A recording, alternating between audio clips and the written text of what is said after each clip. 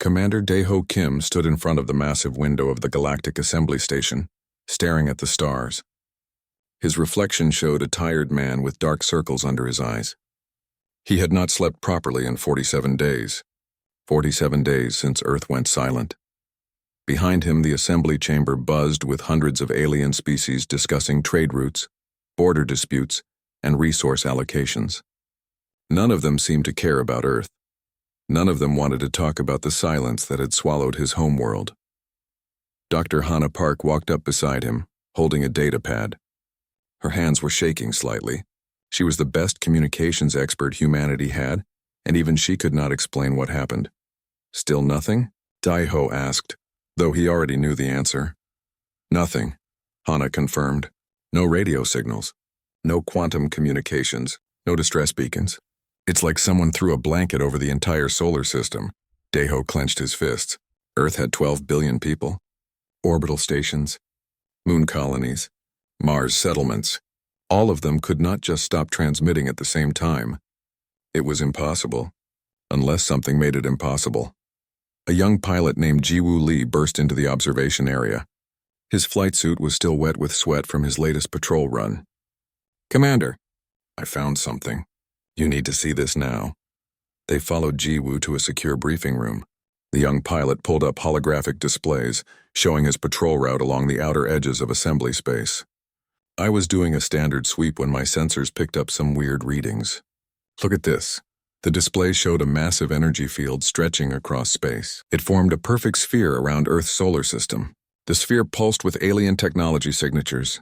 "That's a jamming field," Hannah whispered. "Someone is blocking all communications in and out of the Sol system. Can we break through it?" Daeho asked. Hannah studied the readings and shook her head. "This is military-grade technology. It would take a fleet to punch through. And even then, we would alert whoever put it there." Daeho felt ice in his stomach. This was not a technical failure. This was deliberate. Someone had cut Earth off from the galaxy. But who and why? He called for an emergency session with the Galactic Assembly Council. 3 hours later, he stood before the Supreme Chancellor Vrix, an insectoid creature with multiple eyes and clicking mandibles. Around the circular chamber sat representatives from hundreds of species. "Honored Chancellor," Daeho began, "I present evidence that Earth has been deliberately isolated by an unknown jamming field. I request immediate assembly intervention." Chancellor Vrix's mandibles clicked together in what might have been amusement. "Commander Kim, the assembly cannot mobilize forces based on speculation. Perhaps your people are conducting communications tests. Perhaps there is a solar event interfering with signals. Solar events do not create perfect spherical jamming fields using military technology," Daeho said, his voice hard. Advisor Thelon, a tall reptilian creature from the Voskar Empire, rose from his seat. His scales gleamed under the chamber lights. "The commander seems paranoid. Humanity has always been an anxious species. I suggest he simply wait. Communications will resume in time." Something about Thelon's tone made Daeho's instincts flare. The Voskar advisor seemed too calm, too unconcerned, like he already knew what was happening. "I demand an investigation," Daeho said louder. "My home world is in danger." "The assembly does not demand anything, Commander," Vrix replied coldly. "We follow protocols. Non-interference protocols prevent us from entering another species' territory without invitation. If Earth wanted help, Earth would ask. Since Earth is not asking, we must assume Earth does not need help. Earth cannot ask because someone is blocking them." "Speculation," Vrix said and slammed his gavel. "Request denied. This session is over." Daeho stormed out of the chamber with Hannah and Jiwoo following. In the hallway, Hannah grabbed his arm. "They know something," she said quietly. "Did you see how they all looked at each other? This is not ignorance. This is deliberate." Back in their quarters, Hannah worked through the night. She pulled up every piece of data they had collected over the past 47 days. Somewhere in the noise there had to be something. Some clue about what happened to Earth. At 3 a.m, she found it.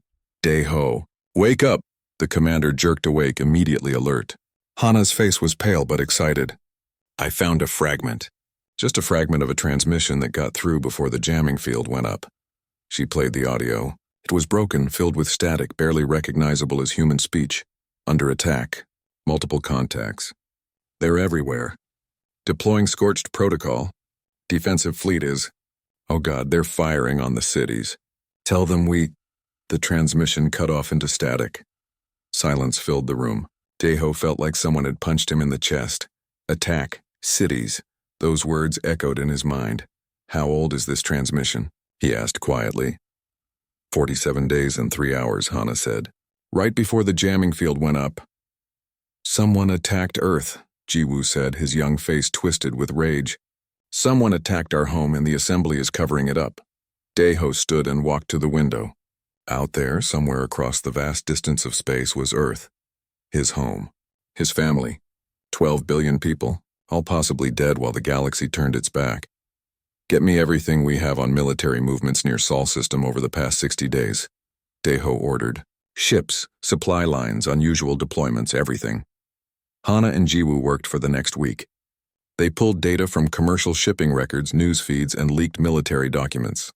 Slowly, a picture formed. 3 months before Earth went silent, the Vosker Empire had moved a battle fleet toward the outer edges of their territory. The official reason was training exercises, but those exercises put them within striking distance of Sol system.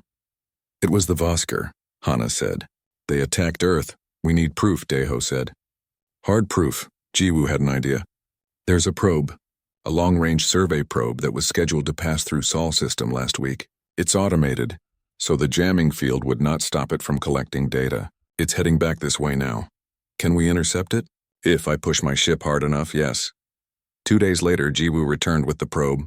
They downloaded its memory banks and pulled up the images. What they saw made them all fall silent. Earth's moon was covered with structures, massive alien buildings and platforms that had not been there 3 months ago. The structures bore clear markings, Vosker Empire military symbols. They did not just attack, Hana whispered. They occupied. Deho stared at the images for a long time. Then he turned to his 2 companions. The assembly won't help us. They're either part of this or too afraid to stop it. We're on our own. What do we do? Jiwoo asked. Deho's jaw tightened. We find out what happened to Earth. And if the Vosker Empire killed our people, we make them pay. Every single one of them. Deho sent encrypted messages across the galaxy to every human he could find. Most humans lived on Earth, but thousands worked on alien worlds as traders, pilots, engineers, and diplomats. They were scattered across hundreds of systems. Within 2 weeks, 43 people responded. They all had one thing in common. They wanted answers about Earth. Captain Yuna Choi was the first to arrive at the meeting point. She commanded a small stealth ship called the Retribution. The ship was new, fast, and equipped with experimental cloaking technology. Yuna had stolen it from a military shipyard 3 days after Earth went silent. She knew something was wrong and decided to act first and ask permission later. They called me a thief, Yuna said when she met Deho. I called it requisitioning assets during a crisis. She was a tall woman with sharp eyes and a no-nonsense attitude. Before the silence, she had been training new pilots at a military academy on a colony world. Now she was a fugitive with a stolen warship. Next came engineer Tae-min Song. He was a genius with weapons systems who had been working for a private defense contractor. When he heard about Earth, he copied every classified weapon design he could access and ran. The contractor put a bounty on his head. Tae-min did not care. If Earth is gone, money does not matter, he said simply. Only payback matters. Medic Subin Nam arrived last. She was quiet and rarely smiled. She had been a combat medic during humanity's last war with pirates in the frontier systems. She had seen terrible things and carried scars both visible and hidden. When Deho asked why she came, she just said, I still have family on Earth. Had family. The team assembled on Yuna's ship. Deho showed them everything.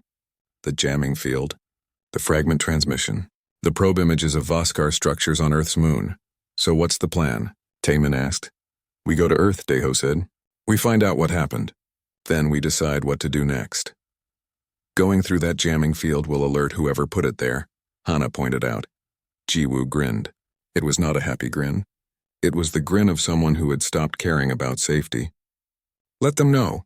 I will get us through. The journey to Earth took 3 weeks at maximum speed. The retribution was fast, but space was vast. During those weeks, the team prepared. Tae-min upgraded the ship's weapons. Subin stocked medical supplies. Hana worked on breaking through any encrypted Voskar communications they might intercept. Yuna spent her time studying the probe data, looking for weaknesses in whatever defenses the Voskar had established. She found plenty of defenses. Automated weapons platforms orbited Earth's moon in a thick shell. Nothing was getting through without a fight. As they approached Sol system, the jamming field became visible on their sensors. It pulsed with energy, a massive sphere of technology designed to isolate Earth from the galaxy. "This is it," Yuna said from the captain's chair. "Once we cross that line, there is no hiding. Then we cross fast," Jiwoo said. He was at the pilot controls, his hands steady despite the fear in his eyes. They hit the jamming field at full speed. Immediately, alarms screamed. The automated defense platforms detected them and opened fire. Energy beams lanced through space, trying to vaporize the small ship. Jiwoo flew like a madman.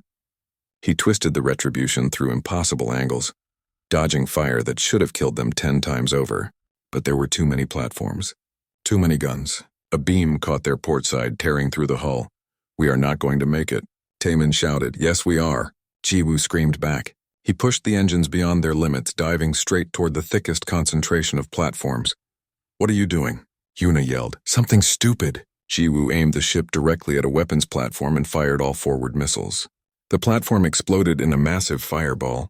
Jiwoo flew through the explosion, using it as cover from the other platform's sensors.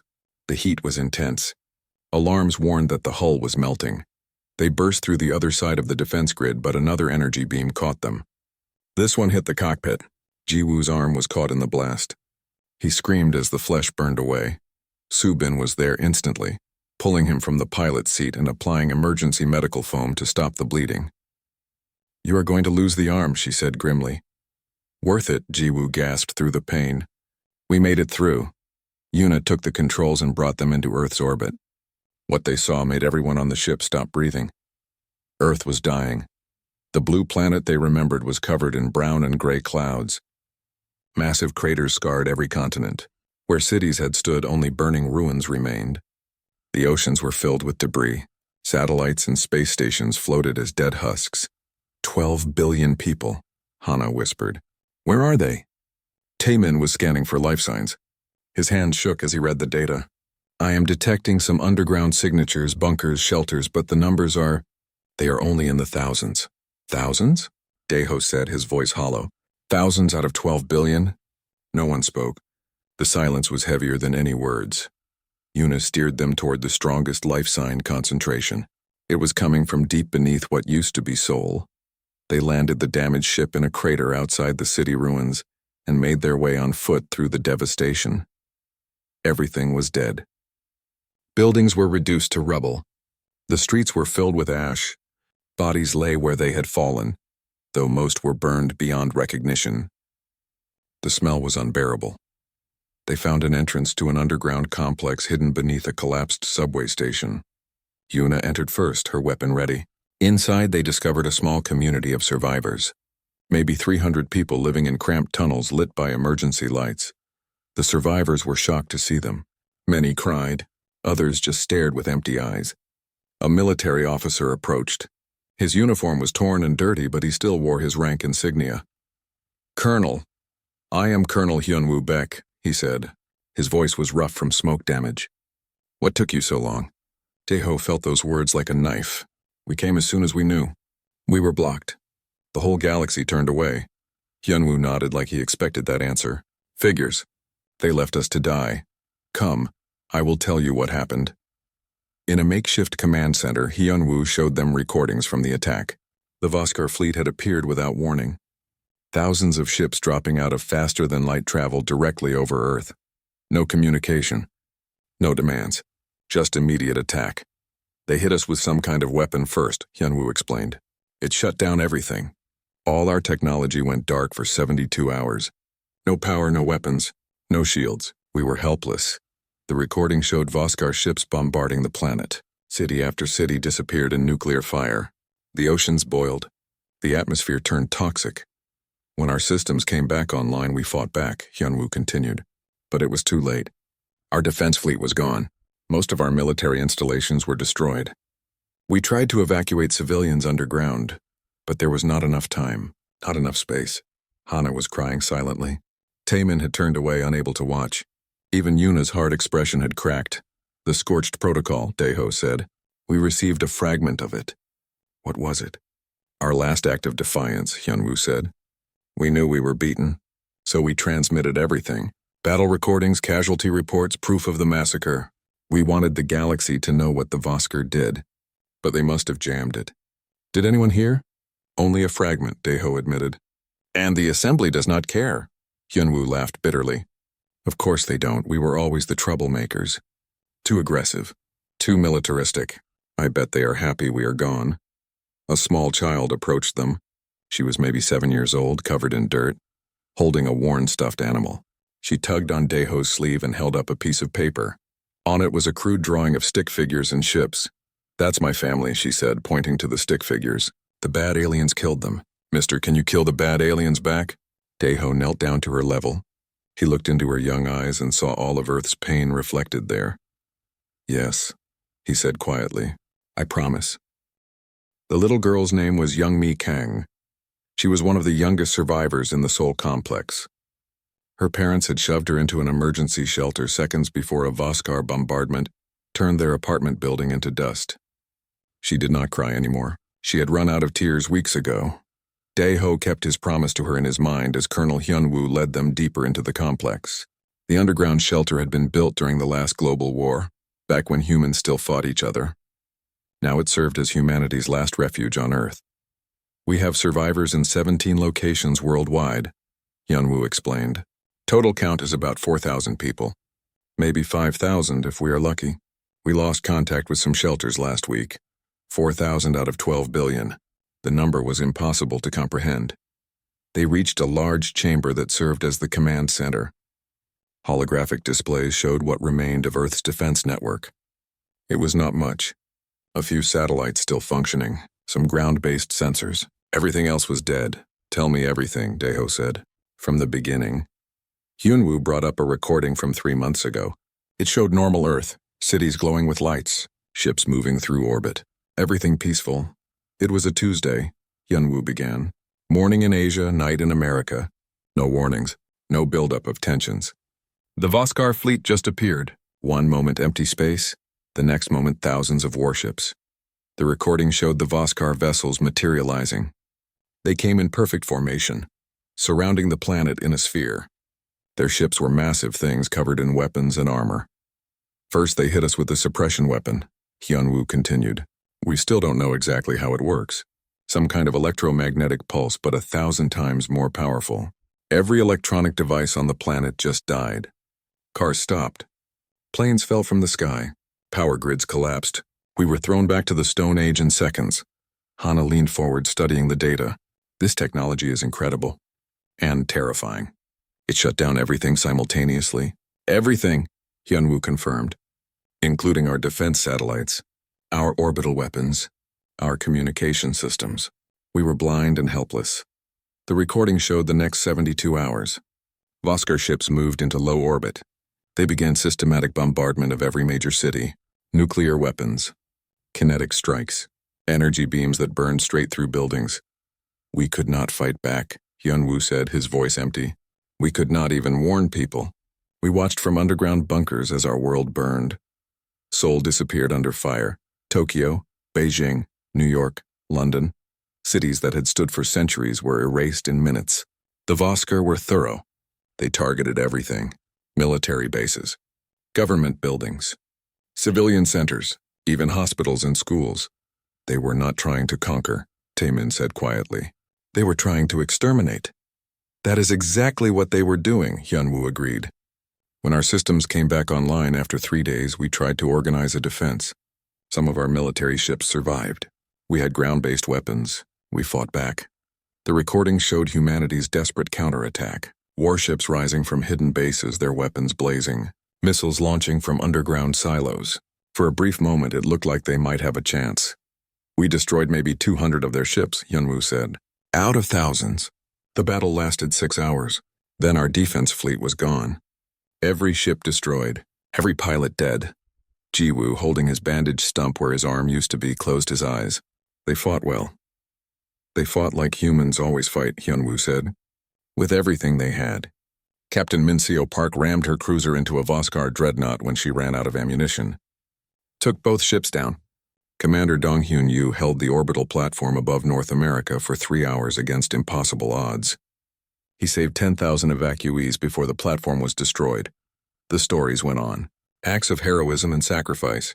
People giving their lives to buy others a few more minutes. It was humanity at its finest and its most desperate. The Scorch Protocol was our last option, Yunwu continued. We knew we were finished. So we gathered every piece of evidence. Battle recordings, casualty counts, images of the bombardment. We compressed it all into one massive data burst and transmitted it on every frequency we had. We wanted the galaxy to know what happened here. We wanted them to see what the Voskar did. But the Voskar jammed it, Deho said. Not before a fragment got through, Hana added. That is how we knew to come, Hyunwoo nodded. At least something got out. After that, the Voskar landed ground forces. They hunted survivors. We have been hiding ever since. They patrol the surface every day looking for us. Why keep hunting if they already destroyed everything? Yuna asked. Because they want to be thorough, Hyunwoo said darkly. They want to make sure humanity is completely extinct. No survivors, no witnesses, no one left to tell what they did. Subin had been quiet during the briefing, but now she spoke up. How many Voskar troops are still on Earth? We estimate around 10,000 soldiers, plus a garrison fleet of 40 ships in orbit. They rotate them every few weeks. 40 ships, Taemin said thoughtfully. That is a lot, but not impossible. Impossible for us, Yunwoo said. We have no ships, no heavy weapons, just small arms and whatever we can scavenge. Deho stood and looked at the holographic display. Earth rotated slowly, showing its wounds. This was his home. This was what the Voskar Empire had done, and the Galactic Assembly had allowed it to happen. Commander, Hana said quietly, I found something else in the data. Something important. She pulled up a classified file from Earth's intelligence network. It was dated 2 weeks before the attack. The file contained intercepted Voskar communications. Earth intelligence was monitoring Voskar military channels, Hana explained. They picked up scattered references to something called Project Pacification. The references were vague, but they mentioned testing a new weapon system on an aggressive species. We were the test, Deho said slowly. It gets worse, Hana continued. I cross-referenced these communications with Galactic Assembly meeting records. 3 months before the attack, there was a closed session. The topic was managing aggressive young species. The Voskar Empire presented a proposal for a new pacification doctrine. The Assembly knew, Yuna said, her voice cold. They might not have known specifically about Earth, Hana cautioned, but they knew the Voskar were planning something, and they did nothing to stop it. Youngmi approached Deho again. She had been listening to everything with the strange understanding that children sometimes have during terrible times. She held up her drawing again. Mister, when you kill the bad aliens, will Earth be pretty again? Deho knelt beside her. He wanted to lie. He wanted to tell her everything would be okay. But she deserved the truth. Earth will take a long time to heal, he said gently. But yes, one day it will be pretty again. And you will help make it that way. Young Mai thought about this. Then she nodded. Okay, but first kill the bad aliens. First we kill the bad aliens, Deho agreed. He stood and faced his team and Colonel Hyunwoo. The Voskar think they won. They think humanity is finished. They left a small garrison because they believe there is no threat. That is their mistake. What are you thinking? Hyunwoo asked. I am thinking that 40 ships is a lot for us to fight directly, Deho said. But we don't have to fight them here. The Voskar Empire has a homeworld. They have shipyards. They have cities full of civilians who have no idea what their military did. You want to attack the Voskar homeworld? Taemin said, his eyes widening. Not attack, Deho corrected. Destroy. They wanted to test their pacification weapon on humanity. Fine. We will test ours on them. We don't have a pacification weapon, Yuna pointed out. Taemin smiled slowly. It was not a nice smile. No, but we have a ship with an experimental reactor. And I have been thinking about what happens if that reactor is destabilized in just the right way. How big of an explosion? Deho asked. Big enough to crack a moon, Taemin said. Or destroy a shipyard. Or flatten a city. The room fell silent. Everyone understood what Deho was proposing. Not just revenge. Not just payback. Complete annihilation of the Voskar military capability. They crossed a line, Deho said quietly. They thought they could exterminate humanity without consequence. They were wrong. We are going to make them pay. We are going to make the entire galaxy understand that you do not cross humanity's line. Not ever. Young Mi looked up at him and smiled for the first time since her parents died. Daeho sent encrypted messages across the galaxy again, but this time the message was different. Before he had asked for information, now he asked for ships. Any ship. Cargo haulers, mining vessels, private yachts, anything that could fly and carry a weapon. The response shocked him. 47 ships answered the call. They came from mining colonies and asteroid belts. They came from trade stations on the frontier. They came from diplomatic posts and research facilities. Humans from every corner of known space dropped everything and headed toward Earth. Some traveled for weeks. Others abandoned their lives completely, knowing they might never return. Among them was Admiral Kale. Everyone thought he was dead. His ship, the battlecruiser Indomitable, had been near Earth during the attack. The last transmission showed his ship taking heavy fire before going dark, but Kale had survived. He had hidden his damaged ship in the debris field around Earth's moon, making repairs with whatever he could salvage. When he received Daeho's message, he powered up and revealed himself. "I have been waiting," Kale said when he contacted them, "waiting for someone to come, waiting for a chance to fight back." The Admiral was an old man, his face weathered by years of service. His crew of 200 had been reduced to 40 survivors, but his ship still had weapons, still had fight left in it. "We are going to hit them where it hurts," Daeho told him. "But first we need to expose the truth." A woman named Ambassador Quinn arrived on a small diplomatic shuttle. Before the silence, she had represented humanity at the Galactic Assembly. After the attack, she had spent weeks gathering evidence. Evidence that would shatter the Assembly's comfortable lies. "I have proof," Quinn said, her voice hard with anger. She was a small woman, but her fury made her seem much larger. The Assembly knew. They knew the Voskar were planning something. "I found classified session records, committee minutes, private communications between council members." She displayed the documents on holographic screens. They were damning. 3 months before the attack, the Voskar Empire had presented a proposal called the Aggressive Species Management Protocol. The proposal suggested that young militaristic species like humanity posed a long-term threat to galactic stability. The solution? Preemptive pacification. The Assembly did not officially approve it, Quinn continued, but they did not stop it either. Several council members expressed support privately. Others suggested humanity would make an excellent test case. We were chosen because we were considered dangerous, too expansionist, too warlike. They wanted to see if the Voskar method would work.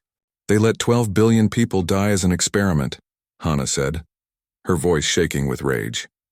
"They let it happen because they were afraid of us," Quinn said. "Humanity spread fast, built colonies fast, developed weapons fast. Some species took thousands of years to reach the level of technology we achieved in centuries. That scared them. So when the Voskar offered a solution, they looked the other way." Daeho felt his hatred crystallize into something cold and sharp. This was not just about the Voskar anymore. This was about an entire galactic community that had decided humanity was disposable. "We are going to broadcast this," he decided. "Every piece of evidence, every document. We are going to make sure the galaxy knows what happened here." "They will try to stop you," Quinn warned. "Let them try." Over the next week, the human fleet gathered in Earth orbit. It was not much of a fleet. Most of the ships were not even military vessels, but they were crewed by humans who had lost everything and wanted justice, or revenge. At this point, the two were the same thing. Yuna worked with the other ship captains to develop battle plans.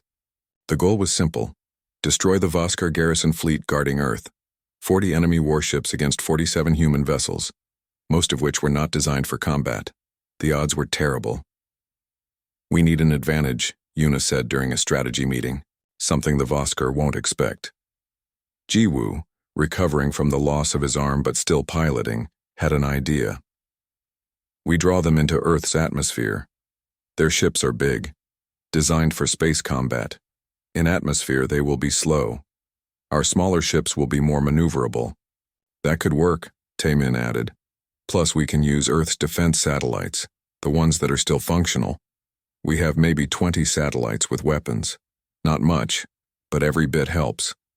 While they planned the Earth battle, Daeho focused on the bigger mission. The mission that would either save humanity or doom it completely. The Voskar primary shipyard orbits their capital world, Taemin explained, showing holographic displays. It is massive, produces most of their military vessels. Thousands of ships are docked there at any time. If we destroy it, we cripple their fleet for years, maybe decades. How do we get close enough? Hana asked. They will have heavy defenses. We use the Retribution, Taemin said. It has stealth technology. We can slip past their sensors, get right next to the shipyard before they detect us. And then? Taemin pulled up technical diagrams of the ship's reactor. I can modify the reactor to create a cascading overload. When it goes critical, the explosion will be massive, big enough to destroy the shipyard and everything around it. That's a suicide mission, Yuna said flatly. Not if we use escape pods, Jiwoo countered. We set the overload on a timer, evacuate just before it blows. The Voskar will be focused on the shipyard. They won't notice small pods leaving. It is risky, Daeho admitted, but it might be our only chance to hit them hard enough that they feel it. The Voskar attacked Earth because they thought we were weak. We need to show them they were wrong. We need volunteers for the Retribution mission, Yuna said. People who understand this is dangerous. People who might not come back. Every hand in the room went up. Daeho felt something in his chest tighten. These people had lost everything. Their homes, their families, their entire world. But they had not lost their humanity. They had not lost their courage. Jiwoo and I will take the Retribution, Hana said. I know the ship's systems. Jiwoo is the best pilot we have. You sure about this? Daeho asked quietly. I have been sure since I saw Earth burning, Hana replied. This is what we trained for. This is what we lived for. If we die making the Voskar pay, then we die doing something that matters. Jiwoo nodded agreement. Besides, someone has to tell them they crossed the wrong species. The plan came together. Admiral Kale would lead the defense of Earth, drawing the Voskar garrison into an atmospheric battle where human ships had the advantage. Meanwhile, Hana and Jiwoo would take the Retribution on a 3-week journey to Voskar space and destroy their primary shipyard. But before any of that, they needed to expose the truth. Daeho recorded a message that would be transmitted across every channel in the galaxy. He stood in front of a camera with Earth visible through a window behind him. The planet was scarred and dying, but it was still his home. People of the galaxy, he began. My name is Commander Daeho Kim of Earth. 3 months ago, the Voskar Empire attacked my world without warning or provocation. They used a weapon to disable our technology, then systematically bombarded every city. 12 billion people died. Men, women, children, all murdered in a test of Voskar military doctrine. He paused, letting that sink in. But that is not the worst part. The worst part is that the Galactic Assembly knew. They knew the Voskar were planning something. They knew humanity was the target. And they did nothing. They let it happen because they feared us. Because we were too aggressive, too dangerous, too human. He displayed the documents Quinn had gathered. Council meeting minutes, private communications, everything that proved the Assembly's complicity. We are broadcasting proof of this crime. We are showing you what happens when the strong decide the weak are disposable. When governments choose convenience over justice. When the galaxy turns its back on genocide. His voice grew harder. The Voskar Empire thinks they won. They think humanity is extinct. They are wrong. We survived. And now we are going to do what humans do best. We are going to fight back. We are going to make them regret ever crossing our line. And we are going to make sure the galaxy never forgets what happened here. The transmission went out across 1,000 systems. The Galactic Assembly tried to jam it, but human relay stations kept it alive. Ships from sympathetic species boosted the signal. Within hours, billions of people across the galaxy were watching Earth's testimony. Some believed it, some did not. But everyone saw it. Everyone knew. Dae-ho looked at his team, at the survivors, at young Mi who watched with solemn eyes. "It is time," he said. "Time to show them the cost of crossing humanity." The battle for Earth began at dawn. Not that dawn meant much anymore on a planet where half the atmosphere was filled with ash, but Admiral Kale insisted on the timing. Something about tradition, something about humans always fighting best when the sun rises. The Voskar garrison detected the human fleet immediately. 40 enemy warships powered up their weapons and moved to intercept. They were confident. Why would they not be? They had destroyed Earth once already. These few ships were just survivors with no hope. "All ships," Admiral Kyle transmitted. "Remember what we are fighting for. Remember who we lost. Today we show them that humanity does not die quietly." The Voskar commander, a general named Kraith, sent a mocking transmission. "Survivors of Earth, surrender now. Your resistance is pointless. We destroyed your world. We will destroy your ships just as easily." Admiral Kale's response was simple. "Come and try." The Voskar fleet advanced in formation. Professional, organized. They had done this 1,000 times before. But Yuna had studied their tactics.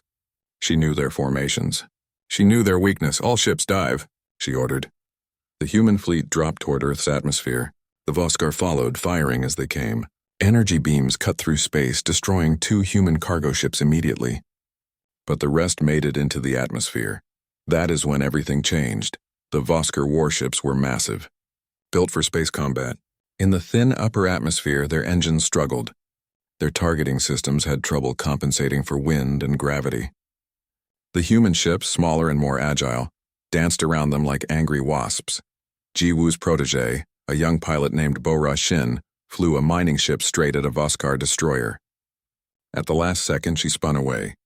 The destroyer tried to follow and could not turn fast enough. It clipped another Voskar ship. Both vessels spiraled out of control. "That is for my brother!" Bo-Ra screamed over the radio. All over the battlefield, similar scenes played out. Human ships rammed Voskar vessels when they ran out of ammunition.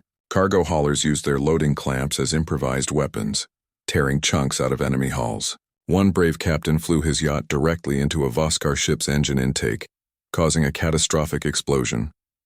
Earth's remaining defense satellites joined the fight. 20 ancient weapons platforms came online, their targeting systems guided by survivors in underground bunkers. They were old technology, but they could still hurt. Admiral Kale's battlecruiser Indomitable fought like a beast. The ship was damaged and old, but Kale pushed it beyond its limits. He positioned his ship between the Voskar flagship and a group of civilian shuttles evacuating survivors from Earth's surface. "Admiral, your shields are failing," his weapons officer shouted. "I know," Kale said calmly. He fired every weapon he had at the Voskar flagship. Missiles, energy cannons, even the ship's point defense guns. The flagship's shields held, but just barely. The Voskar commander Kraith was furious. "Destroy that ship. Kill them all!" 3 Voskar destroyers focused fire on the Indomitable. The human ship's shields collapsed. Hull breaches opened across multiple decks. Fires burned through the corridors. "Sir, we need to evacuate," someone shouted. "No," Kale said. "We need to finish this." He aimed his dying ship directly at the Voskar flagship and pushed the engines to maximum. The Indomitable accelerated like a spear. The Voskar flagship tried to move, but it was too slow in the atmosphere. The 2 ships collided at incredible speed. The Indomitable's nose drove deep into the flagship's hull. Both reactors destabilized simultaneously. The explosion lit up the sky like a second sun. Admiral Kale died, but he took the enemy flagship and 2 destroyers with him. "Admiral down," someone screamed over the radio. "Then we fight harder," Colonel Hyunwoo roared from the ground. He had commandeered a surface-to-air missile battery. "For Kale! For Earth!" The survivors on the ground joined the battle. They fired every weapon they had. Ancient missiles, railguns salvaged from destroyed military bases. Some just fired small arms at Voskar ships, knowing it would do nothing but wanting to fight anyway. Youngmi stood in the ruins of Seoul, holding her stuffed animal and watching the sky burn. Subin stood beside her, ready to pull her to safety if debris started falling. "We are winning, right?" Youngmi asked. "Yes," Subin lied. "We are winning. Actually, they were dying." The Voskar still had more ships, better weapons. But the humans were making them pay for every kill. By the time the battle ended hours later, the Voskar garrison had lost 23 ships. More than half their fleet. The surviving Voskar vessels retreated to high orbit, battered and shocked. They had won, technically, but it did not feel like victory. While the battle raged at Earth, Hana and Jiwoo approached the Voskar homeworld on the Retribution. The journey had taken 3 weeks. 3 weeks of planning. 3 weeks of preparing. 3 weeks of knowing they might not survive. "We are approaching their defense perimeter," Hana said, monitoring the sensors. "Stealth systems are holding. They don't see us yet." The Voskar primary shipyard was enormous. It orbited their capital world like a small moon. Thousands of ships were docked there. Carriers, battleships, cruisers. The entire might of the Voskar military fleet, concentrated in one location. "That is a lot of ships," Jiwoo said quietly. He was piloting with one arm, but his skill had not diminished. If anything, his hatred made him sharper. "That is the point," Hana replied. "We destroy the shipyard, we destroy their ability to project power. They will spend decades rebuilding." They slipped past sensor nets and defense platforms. The stealth technology worked perfectly. The Voskar had no idea death was approaching. Beginning reactor modifications, Taemin's recorded instructions played. He had programmed the sequence before they left. "This will take exactly 12 minutes. Once started, it cannot be stopped. The reactor will go critical and explode. You will have 10 minutes to evacuate." Hana started the sequence. Deep in the ship's core, the reactor began to change. Energy levels climbed. Containment fields started to fail in controlled ways. The explosion was building. 9 minutes, Hana counted. "We should get to the escape pods." "Wait," Jiwoo said. "I want to tell them something first."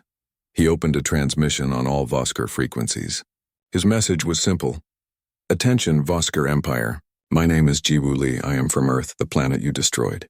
The people you murdered. You thought you could exterminate humanity without consequence. You were wrong. This is for every child who burned. For every mother who screamed. For every father who died protecting his family. You wanted to test your weapons on us? Fine. Now we test ours on you." Alarms screamed across the Voskar shipyard.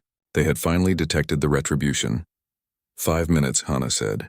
"We need to go now." They ran to the escape pods. Behind them, the reactor howled as it tore itself apart. They sealed themselves in a small pod and launched. The pod was tiny, designed to be invisible to sensors. They drifted away from the Retribution, toward the dark side of the planet. Voskar defense forces finally reacted. Ships powered up, weapons charged. But they were confused. The human ship was not attacking. It was just sitting there. What was it doing? They found out 2 minutes later. The Retribution exploded. The reactor detonation created a blast wave that expanded at incredible speed. It hit the shipyard first, turning the massive structure into vapor. Then it hit the docked ships. Thousands of vessels were destroyed instantly. Others were thrown into each other or into the planet's gravity well. The explosion was so bright it lit up the night side of the Voskar homeworld. Billions of Voskar citizens looked up and saw their military might being erased. In the escape pod, Hana and Jiwoo felt the shock wave hit them. It tossed the tiny pod like a leaf in a storm. Alarms screamed. Hull plates cracked. But the pod held together. "Did we make it?" Jiwoo gasped. "We made it," Hana confirmed. Then she laughed. It was not a happy laugh. It was the laugh of someone who had survived the impossible. "We actually made it." They watched through the pod's small window as the Voskar shipyard burned. 3,000 ships destroyed. Countless military personnel dead. The Voskar Empire's power broken in a single moment. Back at Earth, Daeho received confirmation of the shipyard's destruction. He stood before the Galactic Assembly through a video transmission. Every species representative was there. They had been in emergency session since Earth's evidence was broadcast. "People of the Assembly," Daeho said. His voice was cold, hard. "You allowed genocide. You chose your side. Now face the consequences." Supreme Chancellor Vrix tried to speak. "Commander Kim, we did not officially approve." "You did not stop it," Daeho interrupted. "You knew what was happening and you looked away. You are guilty. All of you." Advisor Thelon, the Voskar representative, stood up angrily. "You destroyed our shipyard. You killed thousands. This is an act of war." "No," Daeho said quietly. "This is justice. You killed 12 billion of us. We killed a few thousand of you. The scale is not even close to balanced. But it is a start. The Assembly will not stand for this." Vrix shouted. "The Assembly will do nothing," Daeho said. Because if you move against us, we will do to your worlds what the Voskar did to Earth. We have nothing left to lose. But you do. Think about that. For the first time in galactic history, the assembly was silent. Multiple species representatives quietly contacted Deho later. They admitted they had feared the assembly's power,